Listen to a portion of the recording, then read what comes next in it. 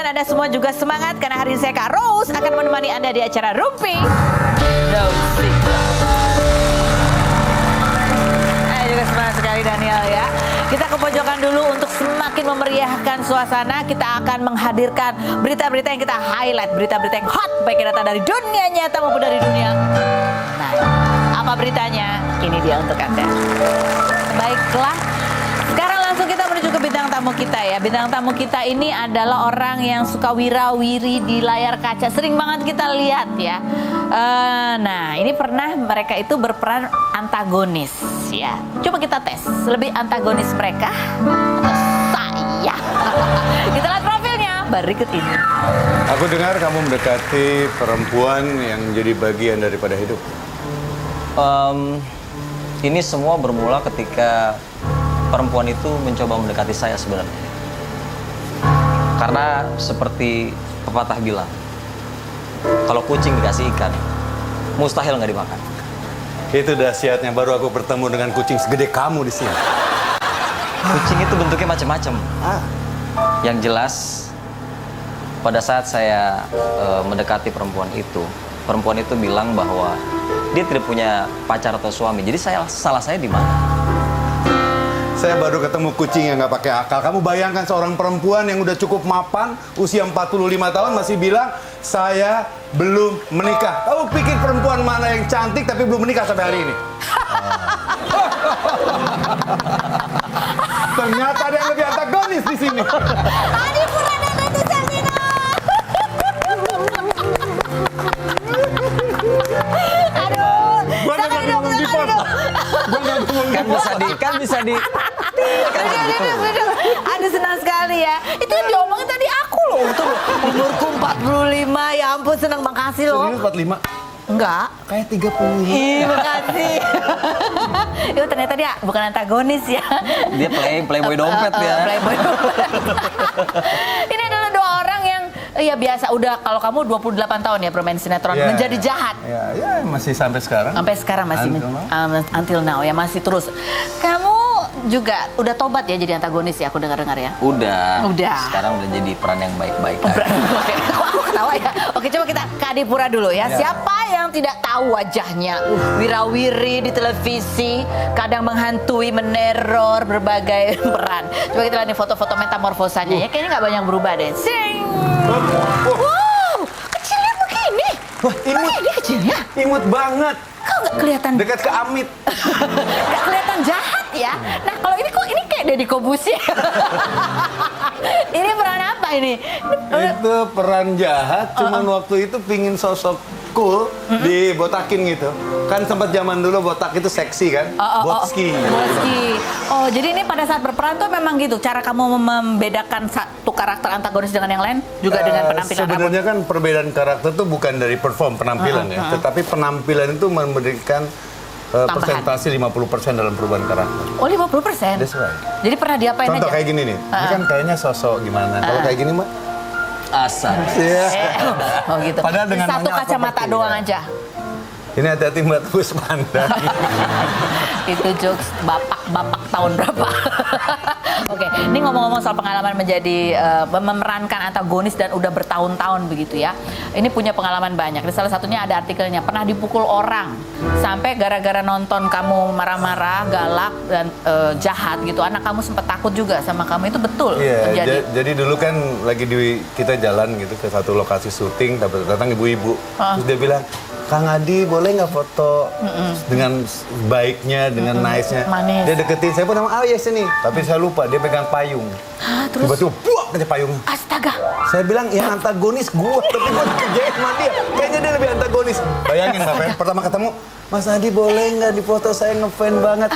Terbuka manis, dong, kita nggak waspada lagi. Ketika silakan balik, buak langsung, baru dia bilang, Kemana pukulnya ke sini? ke muka. Sementara kan ada bekas luka, sementara mau syuting kan. Wah, make upnya langsung cover tuh. Wah, gimana nih gimana? Sampai luka? Yang saya bikin sakit hati satu, saya antagonis gitu. Kok dia antagonisin dia? Kalah saya itu aja sih. Kalau sama anak lucu Mbak. Kan kita lagi jalan ke mall, dia masih kecil kan. Mahira tuh lagi kecil, lagi pegangin jalan ke mall. Dengan bangganya dong dia lihat, bapak gua gitu jalan. Tiba-tiba ada yang ngomong, penjahat. Dia kaget kan, penjahat pada gini kan. Wih, penjahat, dia makin lari. Akhirnya saya pegang dia. Kok semua orang nunjuk ke bapaknya? Udah langsung kita turun ke bawah, kemudian lari ke belakang, lihat ibunya, kemudian pergi. Dari situ dia nggak pernah mau pergi ke mall tuh barengan bapaknya. Nih, kita mau tanya kan biasanya kalau apalagi kalau perannya berseri-seri begitu ya, berapa episode gitu kalau sinetron stripping, suka ke bawah nggak kalau beberapa antagonisnya tuh betul-betul intens sekali, suka ke bawah nggak sih? Iya kan, kebayang nggak berperan kayak misalnya di satu judul itu bisa 4 tahun dengan 2000 episode, berikutnya 1200 episode, otomatis kan itu memerlukan waktu lama dan itu berhari-hari memerankan itu. Like or dislike lama-lama memberikan warna buat kita. Karakter itu ditentukan kebiasaan. Nah, kebiasaan ini kan kita bina dalam seni peran. Terus-menerus lama-lama dia akan tertanam. Dan itu menurut Profesor Samino, neurolog kita, bahwa kebiasaan kamu akan mempengaruhi karakter. Makanya dia bilang hati-hati setelah kamu main antagonis, nanti akan berpengaruh dalam diri kamu. Jadi gimana netralinnya? Kembaliin lagi ke... Nah, itu kalau saya di rumah itu punya namanya safety box emotion. Jadi kalau saya lagi kesel, lagi marah, lagi apa dalam kehidupan saya, si marahnya disimpan di situ. Nanti ketika main antagonis tinggal dibuka, dikeluarin. Itu benar-benar bentuknya adalah box. Like a box. Like a box. Kan collect imagination. Emotion kan soul kan, kayak imajinasikan. Gitu ya? Kita misalnya gini, kita lagi naik mobil, tiba-tiba disalip motor. Oke. Kayak kita mengambil satu benda, dibuang. Imajinasikan masuk ke dalam kotak. Emosi itu. Oke, coba kita lihat sekarang kompilasi. Ketika dia memerankan, Adipura dia memerankan sosok antagonis itu seperti apa? Karena antagonis itu kan juga macam-macam ya. Ada yang pemarah, ada yang emang licik, ada yang apa gitu nih nanti berikut. Macam-macam ya. Tadi antagonisnya tuh gadungan, penipu gitu ya. Tapi istri saya pernah bilang, saya nikah sama kamu itu kayak menikah dengan 6 laki-laki. Loh kenapa? Ketika saya bilang, saya pengen ketemu dengan George Clooney, maka saya akan acting George Clooney di rumah. Ketika dia ingin laki-laki yang agak wild, saya akan acting seperti Brad Pitt. Cuma 6 doang nih. Baru 6 bisa lebih banyak. Baru 6. Baru 6. Mbak Fen 9, ajarin saya yang 3. 3 lagi. Oke, sekarang kita ke Randy. Ini juga ceritanya unik gitu ya. Dia antagonis juga, tapi ada satu titik di mana akhirnya kamu menolak, mencoba untuk ya udahlah perannya jangan itu karena itu begitu mempengaruhi kamu. Betulkah? Oh iya, jadi ini antagonis yang paling ganteng. Paling imut nih. Kamu juga ganteng kok. Pernah pada dulu ya. Pernah pada zamannya. Kita ambil fotonya Randy ya nih. Dari model dia kan. Lihat rambutnya kan? ini model apa nih rambutnya dulu? Foto saya nggak ada gini, nggak ada teriak, nggak ada berdiri Mbak Feninya. Foto Randy langsung berdiri. Tadi aku berdiri waktu kamu kecil, aku tunjuk. Lu kecilnya lucu, gedenya. Iya. Ini kamu dari model ya awalnya, dari cover boy dari gitu. Cover boy dulu tahun 2006. Terus dapat peran-peran antagonis. Setelah itu casting ke beberapa PH, akhirnya dapat sebenarnya bukan antagonis sih, tapi lebih kayak bandel karena dia yang pakai jaket warna merah nih. Ini sinetron pertama saya, lebih ke bandel aja sih, anak-anak SMA, terus ceweknya banyak gitu. Bukan antagonis yang punya rencana membunuh orang bukan kayak gitu. Tapi ya nyebelin aja gitu ya, peran nyebelin gitu. Iya. Terus kenapa ada momen apa sih nggak itu kamu akhirnya ya udahlah yang protagonis aja kalau bisa. Soalnya kalau peran kayak gitu tuh susah jadi peran utama. Maksudnya kalau peran utama kan dia lebih cenderung protagonis gitu. Emang ada nggak ada tempat sinetron tuh peran utamanya adalah yang di gitu? luar negeri banyak. Di luar negeri banyak ya. Di luar negeri banyak film antagonis tuh jadi peran utama. Di Indonesia agak susah karena bicara budaya ya. Kayak gitu. Karena golnya Dulu ada di Indonesia Mat Peci, peran utamanya penjahat perampok. Tapi di layar lebar ya. Iya. Di sinetron kayaknya ada juga tukang bubur naik haji itu peran utamanya Muhyiddin ya. Muhyiddin tuh si Tepu kan penjahatnya. Oh gitu ya. Oh iya kan karena peran utamanya dianggap udah meninggal. Oh iya. Ada satu. Oh iya ternyata nggak sadar tapi orang ya nggak sadar ya.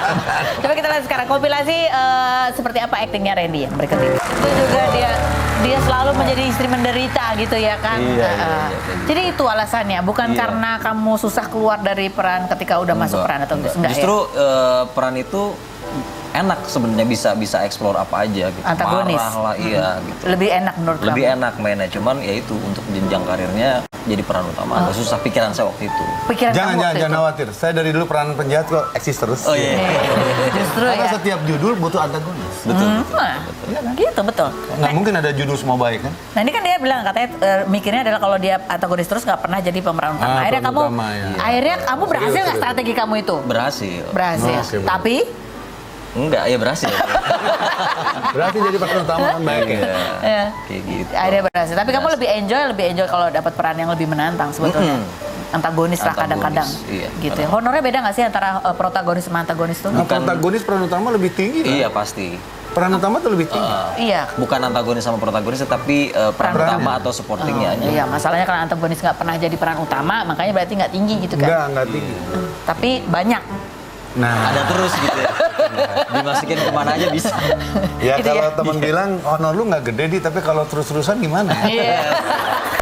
Oh, bedanya sekarang peran utama dengan peran pembantu ya. Kalau saya protagonis antagonis, kayaknya selisihnya nggak gede. Oh gitu ya sekarang ya. Sekarang. Karena jam terbang ya. Iya, itu menang jam terbang. Kalau dulu jauh banget. Dulu sekarang beda tipis. Kalau mau dia mau takut kali. Oke, ini kalau Randy lagi ya. Ini ada cerita menarik juga pada saat awal-awal kamu mulai merintis karir di dunia acting, pernah dapat perannya sebenarnya peran kecil. Peran kecil. Tapi syutingnya jam 12 malam Iya. dan saat itu kamu diantar mama naik motor. Betul. Iya benar. Pulangnya ban kempes. Ban kempes, bannya bocor. Bannya bocor. Apa kempes mau bocor apa bedanya sih? Iya, Kalau makanya nggak bocor tahu kan deh. perlu ditambal. Kalau kempes dipompa doang. Iya, cerita pakai itu kayak gimana? Jadi Mama ban nganter kempes ini, bekasnya ban kempes. Ban bocor. ban bocor, ban bocor. sehingga kempes. Mama ngantar dari jam berapa tuh? Mama nungguin syuting dari pagi. Wow. Kan kalau peran kecil tuh kan schedule-nya masih nggak berurutan gitu. Misalnya di calling pagi, itu take-nya bisa nanti sore. Umur berapa itu pertama kali? Masih teenager selama masih 19 kayak gitu. Ya udah syuting di daerah Taman Mini, terus pulangnya tuh bannya bocor gitu motornya. Akhirnya cari tukang tambal ban tuh jam 12 malam. Ketemu, udah nambel, terus nggak punya duit kan waktu itu, taruh aja KTP di situ. Udah pulang. Masih laku ya? Masih dulu, zaman dulu masih KTP laku. masih laku. Saya ngomong, untung dikasih. Oke. Dan mama itu yang boncengan apa tuh kamu yang bawa? Ada mama Saya yang bawa, nemenin? mama saya bonceng. Mama nemenin. Mama nemenin. Kenapa mama? Kamu udah 19 tahun tapi masih ditemenin mama. Mama yang mau, saya udah bilang, kan saya paling maksudnya bukan risih sih, maksudnya nggak enak kalau ditungguin kalau syuting karena pasti lama. Cuman mama pengen lihat aja gitu. Ya udah kira tungguin, ya udah kejadian itu. Dan buat kamu sosok mama dalam hidup kamu dan perjalanan karir kamu seperti apa? Aku paling dekat juga sama mama sih. Paling dekat. Dibanding sama papa. Iya. Apa yang pernah mama utarakan tuh? Karena kalau papa kan diem orangnya. Kalau mama tuh banyak kasih nasihat gitu. Apa nasihatnya? Ya nasihat hidup, misalnya jangan gampang nyerah. Kan di dunia entertainment kan kita nggak semulus itu ya. Kalau casting kan pasti yang namanya gagal tuh sering gitu kalau casting.